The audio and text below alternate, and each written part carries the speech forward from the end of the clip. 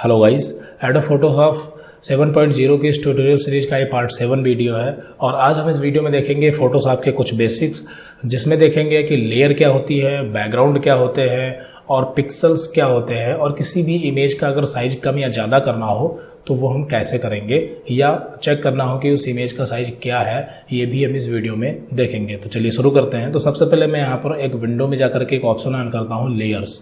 तो layers option on करते ही side में ये इस तरह से बॉक्स खुल के आएगा। फिर उसके बाद मैं कुछ एग्जांपल के लिए 2-3 इमेज ले लेता हूँ।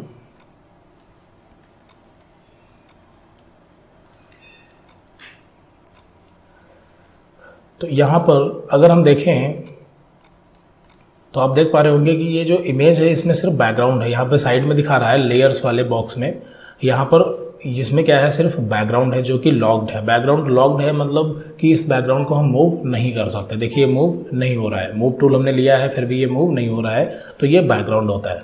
और लेयर क्या होती है, तो जब हम किसी इमेज को, इसको मैं थोड़ी देर के लिए मिनिमाइज कर देता हूँ, जब हम किसी इमेज को किसी दूसरे बैकग्राउंड पे मूव करते हैं तो वो एक लेयर बनती है, यानी वो एक लेयर होती है। तो यहाँ पे लिख के भी आ रहा है लेयर 1। तो ये आपकी लेयर है, ये आपकी मूव हो रही है, इसको आप डिलीट कर सकते हैं, जो मर्जी वो कर सकते हैं। तो लेयर क्या होती है, बैकग्राउंड क्या होती है, पता चल गया होगा। तो लेयर, अब यहाँ पर एक ऑप्शन आप देख पा रहे होंगे, ऑटो सेलेक्ट लेयर का ऑप्शन है। तो ऑटो सेलेक्ट लेयर से क्या होता है कि जब हम इसको ऑफ कर देते हैं तो लेयर अपने आप सेलेक्ट नहीं होती। अभी देखिए हमारी यहाँ पे लेयर 1 यहाँ ऊपर भी नाम दिखाई दे रहा है। जब हम सेलेक्ट करते हैं तो लेयर 1 सेलेक्ट है और इधर लेयर 1 सेलेक्ट है, यहाँ से भी पता चल जाता है। तो लेयर 1 ही सेलेक्ट है। अगर हम बैकग्राउंड को सेलेक्ट करना चाहें तो बैकग्राउंड नहीं सेलेक्ट हो रहा या मूव नहीं हो रहा। क्यों नहीं हो रहा है, क्योंकि यहाँ पर ऑटो सेलेक्ट लेयर को हमने ऑफ कर दिया है। अगर इसको हम ऑन कर लेंगे तो अभी क्या है कि बैकग्राउंड देखिए सेलेक्ट हो गया, और लेयर पे क्लिक किया तो लेयर, यानी ऑटो सेलेक्ट लेयर क्या करता है कि जिस पर भी आप क्लिक करेंगे वो चीज़ सेलेक्ट हो जाएगी। तो ये होता है ऑटो सेलेक्ट लेयर। उसके बाद एक साइड में और ऑप्शन है शो बाउंडिंग बॉक्स। तो इससे क्या होता है कि जब आप किसी लेयर को सेलेक्ट करते हैं तो अगर आप शो बाउंडिंग बॉक्स पे क्लिक करेंगे तो जिस लेयर को भी आप सेलेक्ट करेंगे ये साइड में बॉक्स यानी कॉर्नर दिखाई देते हैं। तो इनसे आप क्या कर सकते हैं, इनसे आप इस इमेज को छोटा या बड़ा कर सकते हैं।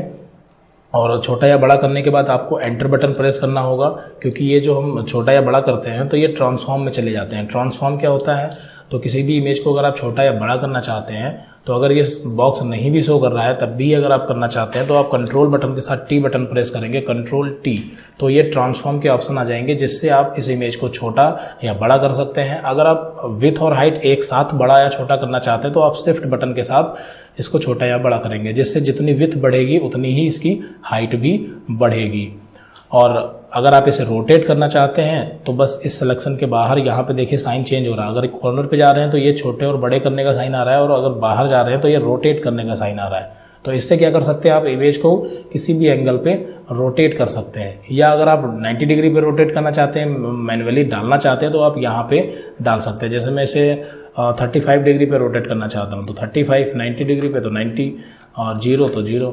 तो इस तरह से हम यहाँ से भी रोटेट कर सकते हैं या फिर यहाँ से भी रोटेट कर सकते हैं।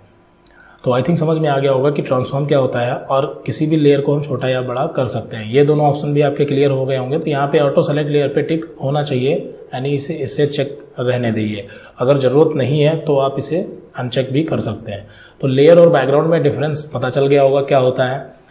उसके बाद अब हम आगे देखते हैं कि किसी भी इमेज का जो साइज है वो कैसे हम पता करेंगे कि कितना है। तो अगर हम इस इमेज पे बात करें, इस इमेज की, तो इस पे क्लिक करेंगे और यहाँ इमेज में जाकर के इमेज साइज में जाएंगे, इमेज ऑप्शन में इमेज साइज। तो इसमें हमें पता चल जाएगा कि इसका साइज जो है वो क्या है। तो ये आप देखिए इसकी विड्थ कितनी है, 330 यानी 330 पिक्सल्स, और जो हाइट है वो 296 पिक्सल्स है। तो ये आपकी इमेज की साइज है, वो भी पिक्सल्स में। पिक्सल्स क्या होते हैं, तो पिक्सल्स भी एक यूनिट होता है। जैसे हम किसी भी इमेज को इंच में, मीटर में या फुट में नापते हैं, उसी तरह से पिक्सल्स में भी मापा जाता है। तो यहाँ पर 1 इंच में 72 पिक्सल्स होते हैं, 1 इंच में 72 पिक्सल्स होते हैं, और डिपेंड करता है कि उसकी रेजोल्यूशन क्या है, इमेज की जो रेजोल्यूशन है वो क्या है। तो आप देख पा रहे होंगे यहाँ पे रेजोल्यूशन में 72 पिक्सल्स टाइप है, यानी कि ये क्या करेगा कि 1 इंच में 72 पिक्सल्स बना करके देगा। तो आई थिंक समझ में आ रहा होगा, इसकी रेजोल्यूशन कितनी है, 72 पिक्सल्स। तो 1 इंच में ये 72 पिक्सल्स देगा। अगर आप इसको 4.58 को मल्टीप्लाई करेंगे 72 से तो आपका ये 330 ही बनेगा, और अगर आप इसको मल्टीप्लाई करेंगे तो आपका ये 296 बनेगा। तो आई थिंक समझ में आ रहा होगा। इस इमेज का जो साइज है वो नीचे इंच में भी दिखाई देता है कि कितनी इसकी विड्थ कितनी है और हाइट कितनी है इंचेस में, और ऊपर दिखाई देता है पिक्सल्स में। पिक्सल्स कम ज़्यादा हो सकता है कि आपकी इमेज जो है विथ और हाइट एक इंच हो, बट यहाँ पे विथ और हाइट में पिक्सल्स की यूनिट अलग हो। ऐसा तब होगा जब उसकी रेजोल्यूशन कम या ज़्यादा होगी। तो रेजोल्यूशन पे डिपेंड करता है। अगर आपकी रेजोल्यूशन 300 पिक्सल है तो 1 इंच में 300 पिक्सल्स बनेंगे। अब बात करते हैं कि पिक्सल्स क्या होते हैं, फिर उसके बाद हम थोड़ी देर बाद इस टॉपिक पे वापस आएंगे। तो पिक्सल्स जानने के लिए मैं एक इमेज ओपन करता हूँ और उसमें पिक्सल्स दिखाते हैं आपको। देखिए, पिक्सल्स तो हर इमेज में होते हैं, कोई भी इमेज हो उसमें पिक्सल्स होते हैं।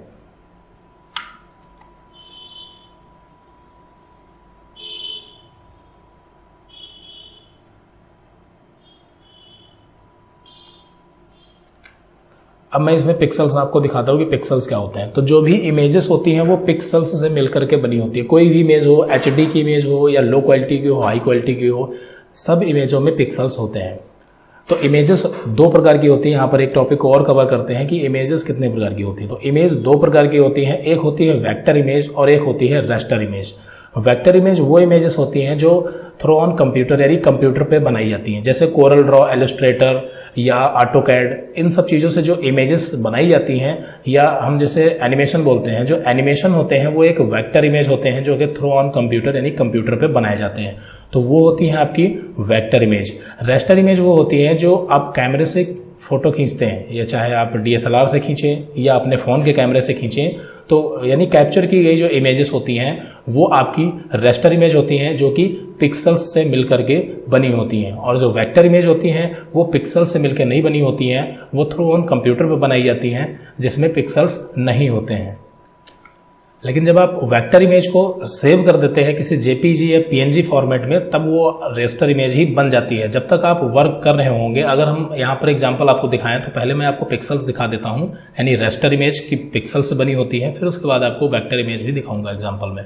तो अगर इस इमेज को हम जूम करें और मतलब ज़्यादा से ज़्यादा मैक्सिमम जूम करें तो आप देख पा रहे होंगे कि यहाँ पर स्क्वायर दिख रहे हैं। आप देख पा रहे होंगे कि यहाँ पर स्क्वायर आ रहे हैं। इसको थोड़ा इधर लेके आता हूँ। तो यहाँ पर आप देख पा रहे होंगे कि एक स्क्वायर बन रहा है, एक नहीं बल्कि इसमें हजारों लाखों की संख्या में स्क्वायर हैं। तो ये जो स्क्वायर एक छोटा सा पॉइंट दिख रहा है, इसी को बोलते हैं 1 पिक्सल यानी 1 पिक्सल। इसी तरह से आप अंदाजा लगा सकते हैं कि इस इमेज में टोटल कितने पिक्सल्स होंगे। तो ये सारे पिक्सल्स हैं एक एक करके, और आप पिक्सल्स देख पा रहे होंगे बिल्कुल उनका जो साइज है वो एक है, और उनका जो पिक्सल्स का कलर है, एक पिक्सल का एक ही कलर होता है। एक पिक्सल का एक ही कलर होता है। यहाँ पर पिक्सल्स क्यों नहीं दिखाई पा, देखिए यहाँ पे पिक्सल्स इसलिए नहीं दिखाई दे रहे हैं क्योंकि पिक्सल्स तो यहाँ पर भी हैं, लेकिन इसके जितने भी पिक्सल्स हैं उनका जो कलर है वो सेम है, इस वजह से पिक्सल्स दिखाई नहीं दे रहे हैं। लेकिन यहाँ पर आप देखेंगे तो यहाँ पे बॉर्डर है, मतलब इसका कलर और इसका कलर डिफरेंट है, इस वजह से यहाँ पे पिक्सल्स दिखाई दे रहे हैं। पिक्सल तो हालांकि पूरी इमेज में है। तो आई थिंक पिक्सल का कॉन्सेप्ट क्लियर हो गया होगा कि पिक्सल्स क्या होते हैं। तो इन्हीं पिक्सल्स से मिल करके बनी होती है आपकी इमेज। तो अगर हम इस इमेज का साइज देखें, इमेज में जाके इमेज साइज में, तो यहाँ पर इसकी विड्थ दिखा रहा है 500 और हाइट दिखा रहा है 500। तो अगर हम 500 को 500 से मल्टीप्लाई करें तो जो आंसर आएगा इस इमेज में उतने ही पिक्सल्स हैं। तो आई थिंक समझ में आ गया होगा कि पिक्सल्स क्या होते हैं और पिक्सल्स को कैसे कैलकुलेट किया जाता है। तो जो विड्थ और हाइट है अगर दोनों को मल्टीप्लाई करेंगे तो जो आंसर आएगा उतने ही पिक्सल्स इस इमेज में अवेलेबल हैं। अब रेजोल्यूशन की बात करते हैं। तो यहाँ पर मैं इस इमेज को डिलीट कर देता हूँ। अगर इसे आप डिलीट करना चाहते हैं तो सिंपल इसको सेलेक्ट कीजिए और यहाँ पर लेयर में डिलीट कर दीजिए, यहाँ से डिलीट, और यस, ये इमेज डिलीट हो जाएगी। तो इस इमेज का अगर साइज हमें पता करना हो तो इमेज साइज में जाएंगे और यहाँ से आप देख पा रहे होंगे इस इमेज का जो साइज है वो विड्थ कितनी है और इसकी हाइट कितनी है। तो एक तरीका तो ये भी होता है किसी भी इमेज का साइज जानने के लिए, या फिर आप यहाँ पर दूसरे तरीके से भी, जैसे ये इमेज हमारे पास पड़ी होंगी इस फोल्डर में, तो उसी इमेज का अगर हम साइज चेक करें तो यहाँ पर हम किसी भी इमेज में प्रॉपर्टी में जाकर के और डिटेल में जाकर के यहाँ से देख सकते हैं डायमेंशंस। तो यहाँ पर 1366 गुणे 768 ये डायमेंशंस यानी इमेज के साइज दिखा रहा है। तो जितना यहाँ पे दिखा रहा है उतना ही साइज फोटोशॉप में भी दिखा रहा है इमेज में, इमेज साइज में। तो अगर इसका साइज कम या ज़्यादा करना चाहते हैं तो हम कम कर सकते हैं। जैसे इसकी विथ अगर हम 500 करते हैं तो हाइट ऑटोमेटिक कम हो जा रही है। क्यों? क्योंकि अगर विथ कम करेंगे तो हाइट भी कम होगी और विथ बढ़ाएंगे तो हाइट भी बढ़ेगी। तो फिलहाल इसका साइज हमने कम कर दिया। ओके करते हैं तो देखिए इमेज का साइज जो है वो कम हो चुका है। अब इसे अगर हम सेव एज करना चाहते हैं तो इसे सेव एज कर सकते हैं कहीं भी। इसका नाम कुछ भी दे देते हैं, जैसे DDF दे दिया, सेव। ओके, तो अगर इसका इमेज हम देखें, इसका साइज प्रॉपर्टी में जाके, तो जो हमने रखा था 500 पिक्सल्स वही है। तो आई थिंक समझ में आ गया होगा कि किसी भी इमेज का जो साइज है वो कम या ज़्यादा करके उस इमेज को कैसे सेव करते हैं। तो इस तरह से हम किसी भी इमेज का साइज कम या ज़्यादा कर सकते हैं। अब बात करते हैं वेक्टर इमेज की। तो वेक्टर इमेज क्या होती है? तो जैसे हमने आपको अभी दिखाया था रेस्टर इमेज, जिसमें कि पिक्सल्स बन रहे थे। वेक्टर इमेज क्या होती है? जो थ्रू ऑन कंप्यूटर पे बनाई जाती है। कोई ज़रूरी नहीं कि वो एनिमेशन ही हो। अगर हम एक रेक्टेंगल बनाएं, यहाँ से रेक्टेंगल भी हम बना सकते हैं। अगर हम एक सिर्फ नॉर्मल सा रेक्टेंगल ही बनाएं तो वो भी एक वेक्टर इमेज होता है। ये क्या है? एक वेक्टर इमेज। अगर हम इसको कितना भी जूम करें बट इसमें पिक्सल्स जो हैं वो नहीं बनेंगे। तो यही होती है वेक्टर इमेज। अब इसको आप कोई भी शेप दे दे, सर्कल हो या कोई एनिमेशन हो, कार्टून हो, कोई भी शेप हो, उससे नहीं फर्क पड़ता। वो एक वेक्टर इमेज होती है जो थ्रू ऑन कंप्यूटर पे बनाई जाती है। और एक चीज़ यहाँ पर आप देख पा रहे होंगे, शेप लिख के आ रहा है, शेप। तो यहाँ फोटोशॉप में 3 चीज़ें होती है मेन। एक तो बैकग्राउंड, दूसरा लेयर और तीसरा शेप। तो अभी लेयर और बैकग्राउंड क्या होता है पता चल गया, और ये आपका क्या है? शेप है। तो ये शेप अगर आप डिलीट करना चाहते हैं तो उसी तरह से डिलीट भी कर सकते हैं। ओके, और ये आपका हमें लग रहा है कि इमेज डिलीट हो गई, ये शेप डिलीट हो गया आपका। और अगर आप फोटो को क्रॉप करना चाहते हैं तो क्रॉप करना तो हमने पहले ही बताया है, लेकिन अगर आप साइज देके क्रॉप करना चाहते हैं, जैसे हमें इमेज जो चाहिए वो 1/2 की चाहिए या 2/1 की चाहिए, तो रेजुलेशन यहाँ पे डिपेंड करता है। अगर आप रेजुलेशन 300 रखते हैं तो इससे क्या होता है कि 1 इंच में 300 रेजुलेशंस बनेंगे। अगर इस इमेज को हम क्रॉप करते हैं, अभी ये देखिए मैंने इस इमेज को क्रॉप कर लिया, तो अगर अब इस इमेज का साइज हम देखें जाके तो क्या होगा कि एक जो रेजुलेशन इसकी है वो क्या है? 300 पिक्सल्स। तो 1 इंच में 300 पिक्सल्स बनेंगे। इमेज में गए और इमेज साइज में गए, तो यहाँ पर देखिए विथ इसकी कितनी दिखा रही है? 600। तो विथ कितनी थी? 2 इंच। तो एक इंच में 300 पिक्सल्स बने, क्योंकि 300 रेजुलेशन इसकी थी।